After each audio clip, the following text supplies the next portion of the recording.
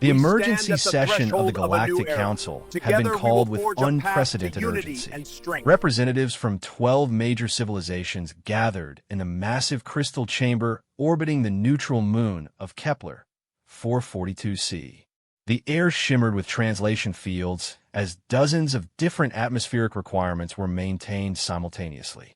Ambassador Zithkura of the Veltar Empire stood at the central podium, her four arms gesticulating wildly as bioluminescent patches on her skin flashed angry crimson.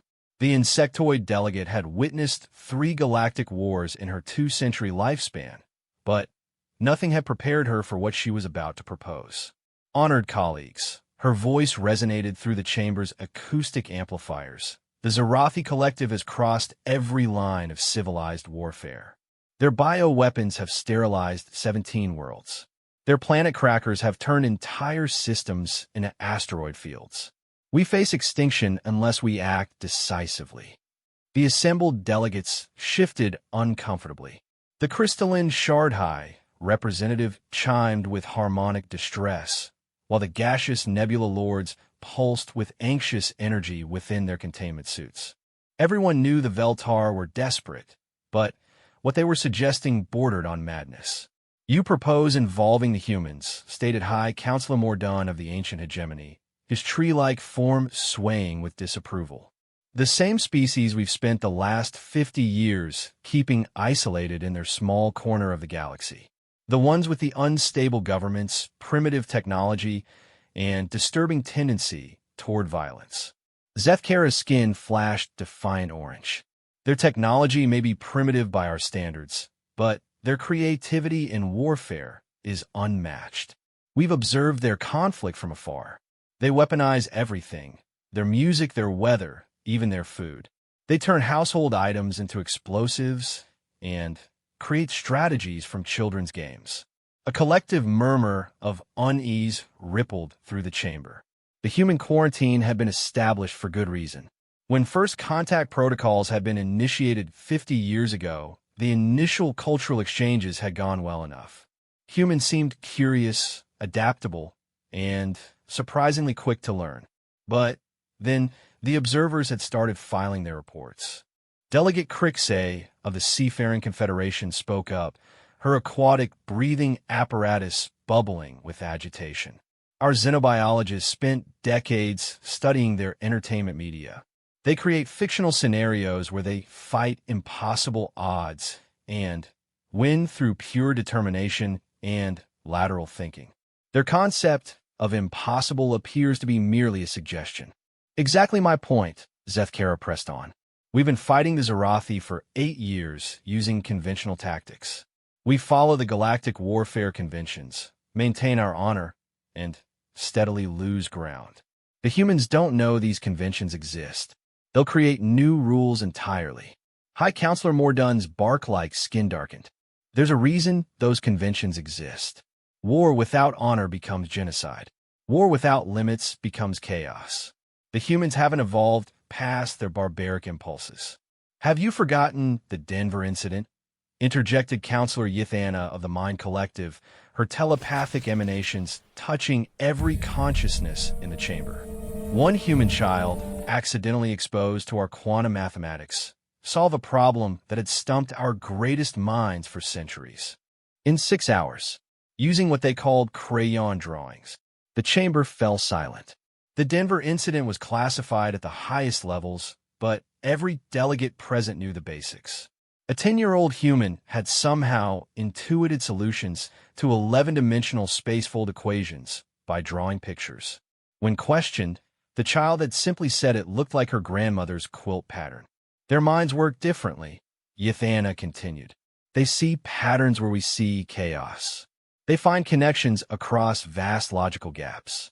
It's why we quarantined them. Not because they were dangerous to us militarily, but because they were dangerous to our understanding of reality itself." The Shardhai representative chimed in with crystalline harmonics that the translators rendered as, "What if they cannot be controlled once released? What if they solve the Zarathi problem by destroying everything?" Zethkara had been preparing for this objection. Our intelligence suggests the Zorathi are preparing to deploy their final weapon, the Void Plague, a self-replicating antimatter cascade that will consume entire sectors. They've already begun preliminary tests in the outer reaches. We estimate 18 months before they can target core worlds. The revelation sent shock waves through the assembly. The Void Plague was theoretical nightmare fuel, something discussed in hushed tones by weapons theorists and dismissed as too dangerous to ever implement. If the Zorathi were actually building it, conventional warfare would become meaningless. The humans have something else, Zethkara added quietly. Something our psychologists call spite innovation. When told something cannot be done, their immediate response is to figure out how to do it anyway. When told a problem is impossible, they treat it as a personal challenge. Delegate Tormesh of the engineering cast raised a massive mechanical arm. We've analyzed their primitive nuclear weapons. Crude, yes, but effective beyond their technological level. They achieved city-destroying capability within decades of splitting the atom. Most species take millennia to weaponize nuclear fission safely. Humans skipped safety entirely. That's precisely the problem, Mordun argued. They have no concept of measured response. They escalate immediately to maximum force. Involve them in this war, and they'll find ways to escalate beyond anything we've imagined. Yathana's mental touch carried amusement. You say that as if it's a bad thing. The Zorathi believe they've calculated every possible response to their strategies. They've fought us for 8 years, studied our tactics, learned our limitations. They think they know exactly how this war will end. The humans represent an unknown variable, Zethkara pressed. Something the Zorathi cannot prepare for, because we ourselves don't understand how they think. They solve problems by ignoring the rules that define the problems themselves. The debate continued for hours, but everyone present understood the underlying reality. The Galactic Council was losing the war. Their fleets were being systematically destroyed, their worlds evacuated or sterilized, their populations fleeing to increasingly distant refuges. Conservative estimates gave them 2 years before total defeat, assuming the Zorathi continued conventional campaigns. If the Void Plague was deployed, they had 18 months at most. Finally, High Counselor Mordun called for a vote. We are being asked to involve a species that has been quarantined for valid reasons. A species that views warfare as entertainment, that solves problems through destruction, and that appears incapable of recognizing impossible odds. The motion is to formally request human assistance in our conflict with the Zorathi Collective. The voting process involved complex harmony weaving among the various species' decision-making methods. Some delegates consulted hive mind consciousness, others performed ritual mathematical calculations, and a few simply meditated on quantum probability matrices. When the harmonic convergence finally stabilized, the result was narrow but clear: 8 votes in favor, 4 opposed. Zethkara felt her skin flash triumphant gold, though she was careful not to show too much satisfaction. I'll dispatch a diplomatic mission immediately. First contact protocols will need to be modified for current circumstances. May the void forgive us, Mordun whispered in the ancient tongue. As the delegates filed out of the chamber, none of them noticed the small monitoring device hidden in the crystal matrices. None of them realized that their entire debate had been observed, recorded, and transmitted across the galaxy to a fleet of black ships lurking in the space between stars. Zorathi High Command received the intelligence with satisfaction. So the Council was involving the humans? Let them. The quarantined primitives might provide brief entertainment, but they would burn like all the others. The Zorathi had forgotten something important about human nature, something that would soon remind them why fear was a survival trait. Humans didn't just respond to threats with violence. They responded to threats by making bigger threats. And when they made war, they made it personal. In a small blue world orbiting an unremarkable yellow star, defense satellites began detecting approaching ships. Ships that broadcast messages of peace and requests for alliance. ships carrying delegates who would soon learn that humanity's response to being told about an impossible war would be exactly what the galaxy should have expected. Hold our beer and watch this. The United Nations Emergency Assembly had seen many crises, but nothing quite like this. Secretary General Maria Santos stood before the packed auditorium, holding a datapad containing the most extraordinary briefing document in human history. Representatives from every nation sat in stunned silence as holographic displays showed star maps, alien technologies, and casualty reports from worlds whose names they couldn't pronounce. Ladies and gentlemen, Santos began, her voice carrying the weight of species-defining decisions. 6 hours ago, we made contact with representatives of something called the Galactic Council. They've informed us that we are not alone in the universe, that we've been under observation for 50 years, and that they need our help in a war that threatens all intelligent life in this galaxy. The Chinese representative, Dr. Chen Wei, raised her hand. Madam Secretary General, how do we verify any of this? The evidence could be fabricated. Santos gestured to the main screen, which displayed a live feed from the International Space Station. 3 massive ships hung in Earth's orbit, their crystalline surfaces reflecting sunlight in patterns that hurt to look at directly. Each ship was roughly the size of Manhattan and clearly not of human origin. The verification is somewhat obvious, Dr. Chun. Additionally, they've provided us with complete technical schematics for faster-than-light travel, fusion reactor designs that could end our energy crisis, and medical technology that could eliminate most diseases. They're not asking for anything we have. They're offering us everything we've dreamed of in exchange for our help. Admiral Sarah Mitchell of the U.S. Navy stood up, her expression mixing excitement with professional skepticism. What kind of help? Are we talking about military assistance in an alien war? Ambassador Zeth Kara materialized in the chamber via holographic projection, her 4 arms and bioluminescent skin causing several delegates to gasp. Honored human representatives, I am Ambassador Zeth Kara of the Veltar Empire. To answer your question directly, yes, we are asking for military assistance, but not in the way you might expect. Dr. Priya Sharma of the Indian delegation leaned forward. Please explain. Your species has a reputation. Zeth Kara's translator rendered her harmonic speech into clear English. We've been observing your conflicts, your innovations, your problem-solving methods. You approach warfare differently than any known civilization. We need that difference. General Kozlov of the Russian Federation looked skeptical. Different how? Our weapons are primitive compared to what you've shown us. Zeth Kara's skin flashed what the humans were learning indicated amusement. General, 3 months ago, your military conducted an exercise where they defeated a superior force by weaponizing music. Specifically, a song about never giving up that caused enemy communications to malfunction due to what your troops called mimetic warfare. The chamber erupted in confused murmurs until Admiral Mitchell stood again. She's referring to Operation Rickroll. It was supposed to be a morale exercise, but our cyber warfare unit discovered they could crash enemy systems by overwhelming them with repetitive audiovisual data. The song choice was unconventional. Exactly, Zeth Kara continued. Your cyber warfare unit took a piece of entertainment media and turned it into a weapon. This is why we need you. The Zarathi Collective has studied galactic warfare for millennia. They understand our tactics, our technologies, our thought patterns. They cannot understand yours because we don't understand yours. Professor Elena Vasquez from the University of Barcelona asked the question many were thinking. How many people are we talking about? What scale of commitment? The star map reappeared, showing the galaxy with red zones indicating Zarathi control, yellow zones showing contested space, and tiny green zones representing council territories.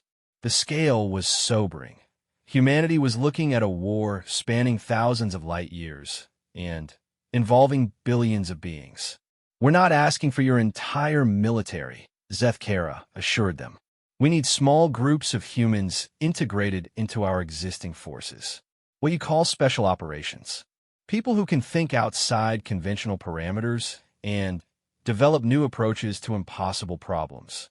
Secretary General Santos looked around the chamber. We need to discuss this privately. Could you give us some time? The hologram nodded. Of course. We'll be in orbit. But please understand, time is not our ally. The Zarathi are preparing something called the Void Plague. Once deployed, it will consume entire sectors of space. We estimate 18 months before it becomes operational. After Zethkara's image faded, the chamber erupted in immediate debate. This is insane, declared the German representative. We're being asked to join a war we know nothing about, against enemies we've never seen, using technologies we barely understand. It's also the opportunity of several lifetimes, countered Dr. Sharma. They're offering us the keys to the galaxy.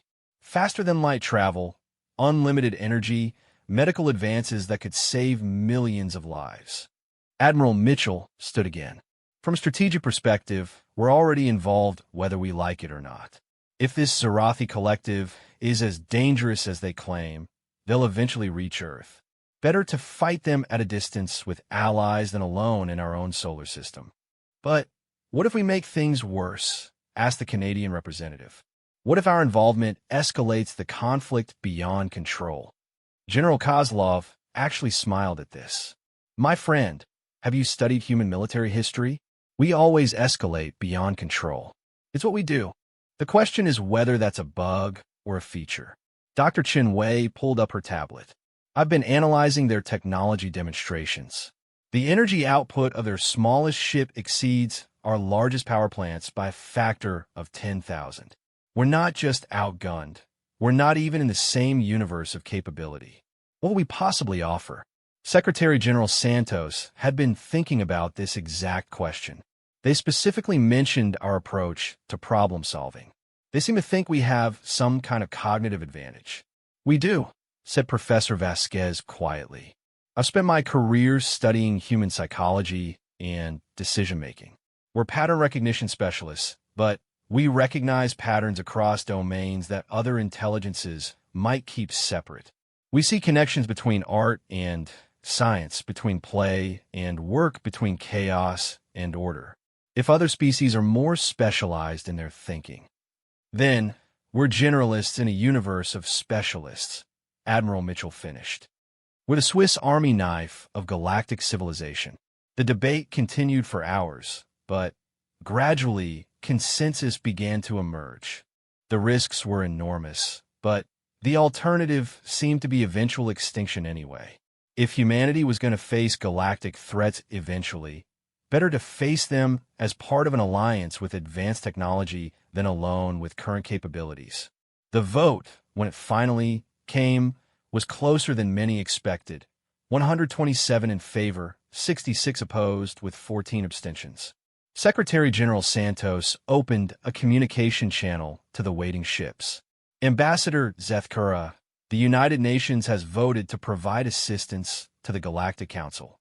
We'll need detailed briefings on the enemy, the strategic situation, and how you envision our forces being employed. Excellent. Zethkara's relief was obvious even across species barriers. We've prepared comprehensive briefing materials. We'll also need to establish training facilities and integration protocols. How quickly can you identify suitable candidates? Admiral Mitchell exchanged glances with General Kozlov. We can have preliminary lists within 48 hours. Special operations personnel, unconventional warfare specialists, strategic innovators. But we want full disclosure about what they'll be facing. Agreed. One more thing. We'll need to establish a joint command structure. Human officers will need to work directly with Council military leadership.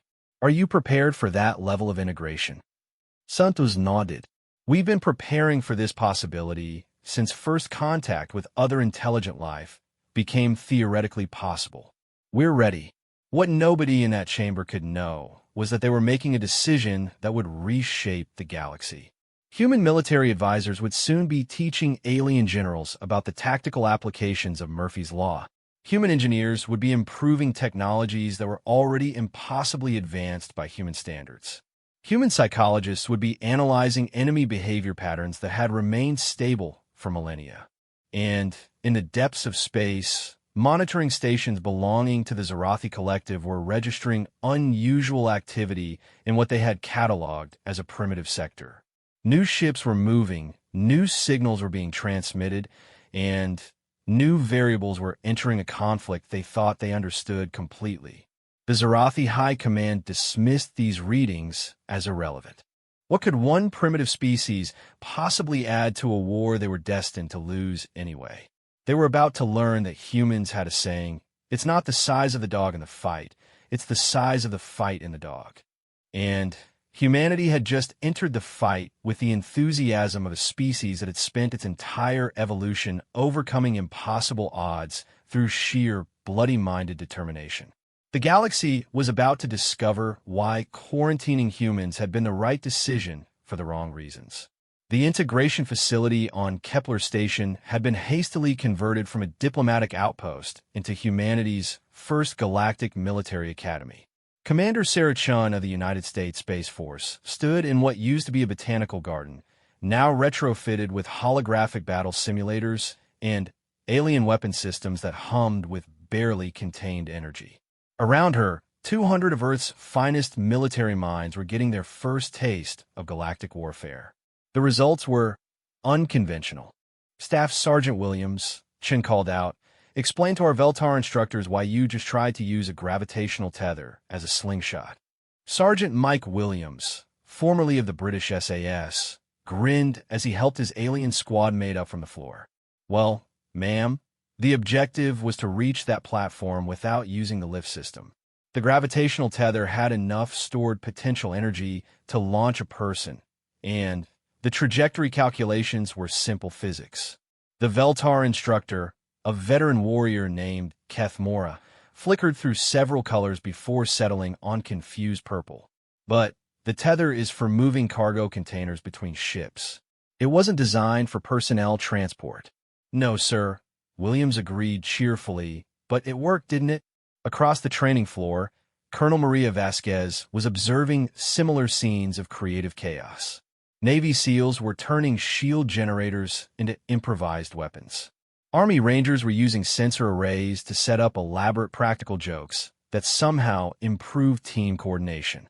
Air Force pilots were flying alien fighters in formations that technically violated three-dimensional space, but achieved superior tactical positioning.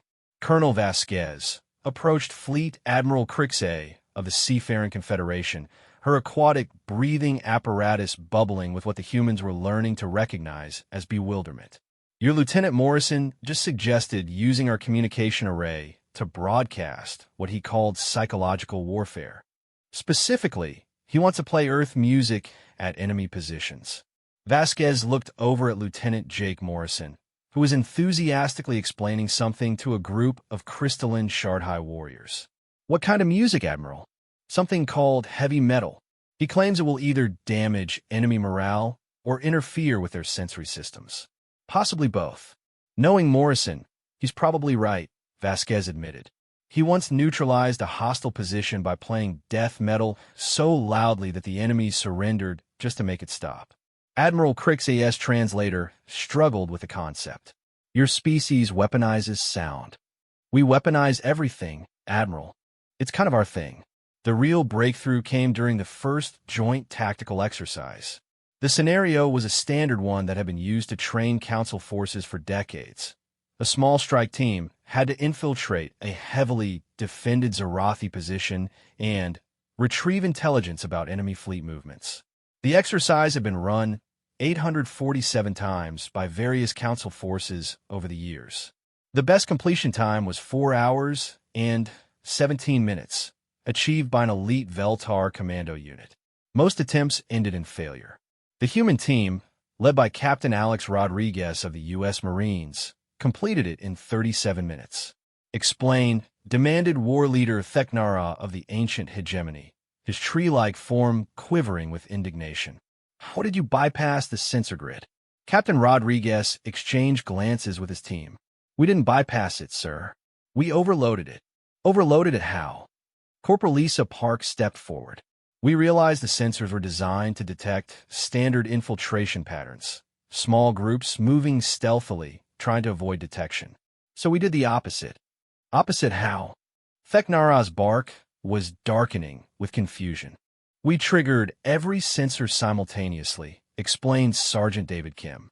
Created so many false positives that the system couldn't process the data. While the automated defenses were busy shooting at decoys, we walked through the front door. You walked through the front door, Theknara repeated slowly. Yes, sir. Well, technically we ran. But the principle holds. The breakthrough wasn't just tactical, it was philosophical. For millennia, galactic civilizations had approached warfare as a series of problems with optimal solutions. They studied enemy patterns, developed counters, and implemented those counters with military precision. War was chess played on a cosmic scale. Humans approached war like it was jazz improvisation. They started with basic patterns and then improvised wildly based on whatever seemed like it might work in the moment. The second exercise revealed an even more fundamental difference. The scenario involved defending a research station against a Zarathi assault force. Standard doctrine called for establishing defensive perimeters, coordinating fire zones, and conducting fighting withdrawals to prepared positions. The human team, led by Major Jennifer Walsh of the Canadian Armed Forces, won the exercise by turning the research station itself into a weapon. You did what? Ambassador Zethkara's skin was cycling through colors so rapidly it looked like a kaleidoscope. We reprogrammed the facility's environmental systems to create localized gravity wells, Walsh explained patiently. Then, we used the power grid to generate electromagnetic pulses synchronized with the gravity fluctuations. The enemy assault craft got caught in what was essentially a three-dimensional washing machine. That's not a recognized tactical maneuver, protested the Veltar tactical instructor. It is now, Walsh replied. We're calling it the rinse cycle. The real shock came when a human started collaborating directly with their alien counterparts. The Shard-High, with their crystalline structure and harmonic communication, had always struggled with rapid tactical adaptation. Their strength lay in precision and coordination, but they couldn't adjust quickly to changing battlefield conditions. Sergeant First Class Robert Jackson of the Army Special Forces solved this by teaching them to play poker. Polka. Admiral Crick's breathing apparatus was making sounds that definitely indicated confusion. It's a card game based on incomplete information and calculated risk-taking, Jackson explained. You have to read your opponents, adapt to changing circumstances, and make decisions based on probability rather than certainty. Within 2 weeks, the Shard-High poker players were showing marked improvement in tactical flexibility. They started anticipating enemy moves instead of just responding to them. Their rigid coordination evolved into fluid adaptation. The Veltar, meanwhile, discovered that humans could teach them things about their own technology that they'd never realized. Staff Sergeant Jennifer Lopez of the Marine Corps looked at their bioluminescent communication system and immediately recognized patterns from her previous work in fiber optic networks. You're only using about 12% of your bandwidth, she told a startled Veltar engineer. Your light-based communication can carry way more information if you modulate the intensity instead of just the color. That's impossible, the engineer protested. Our system is biologically optimized. Lopez grinned. So, is your brain, but I bet you could still learn calculus if you had to. 3 weeks later, Veltar forces were communicating with unprecedented speed and complexity, sharing tactical information in real time across entire battle groups. The breakthrough that would change everything came from an unlikely source. Corporal Tommy Chin of the Air Force, a former video game developer who had enlisted after the first Zarathi attacks. These battle scenarios, he told Colonel Vasquez one evening, they're all designed around the assumption that both sides are playing by the same rules. But what if we change the rules entirely? What do you mean? Chun pulled up a holographic display showing standard Zarathi attack patterns. Look at this. They use overwhelming force, advanced technology, and superior numbers. They win by being better at conventional warfare than anyone else. That's been the problem, yes. But What if we don't play conventional warfare? Chen's eyes lit up with the kind of dangerous enthusiasm that had made humans legendary among their new allies. What if we turn this into an entirely different kind of game? The plan that emerged from Chen's insight was so audacious that it took 3 separate council meetings just to understand what the humans were proposing. It violated every principle of accepted military doctrine and ignored the lessons learned from thousands of years of galactic conflict. It was also completely insane, which meant the Zarathi would never see it coming. Admiral Zeth Kara found herself in the unusual position of trying to explain human strategic thinking to the combined Council Fleet Command. They want to what? War leader Theknara's question echoed the confusion of every non-human in the room. They want to trick the Zarathi into attacking a target that doesn't exist while simultaneously turning their own greatest strength against them, Zeth Kara explained. They call it metagaming. Explain this metagaming, demanded High Counselor Mordun. It's when you stop playing the game your opponent expects and start playing a completely different game using the same pieces, replied Colonel Vasquez, who had been invited to explain the human perspective. We're going to make the Zarathi think they're winning right up until they realize they've already lost. The plan was elegant in its madness. The humans had identified the Zarathi's greatest tactical advantage, their ability to coordinate massive fleets with perfect precision. This coordination relied on a quantum communication network that enabled instantaneous command and control across galactic distances. The humans intended to turn that network into a weapon. We're going to teach them how to rickroll themselves. Corporal Chun explained to a room full of beings who didn't understand the reference, but were starting to feel very concerned about what humans considered tactical innovation. As the combined fleet prepared for humanity's first major contribution to the Galactic War, none of them could have predicted that they were about to witness something unprecedented in the history of warfare. An entire enemy fleet disabled not by superior firepower or advanced technology, but by weaponized memes and the strategic application of Earth's most annoying song. The Zarathi were about to learn that humans didn't just think outside the box. They refused to acknowledge that boxes existed in the first place.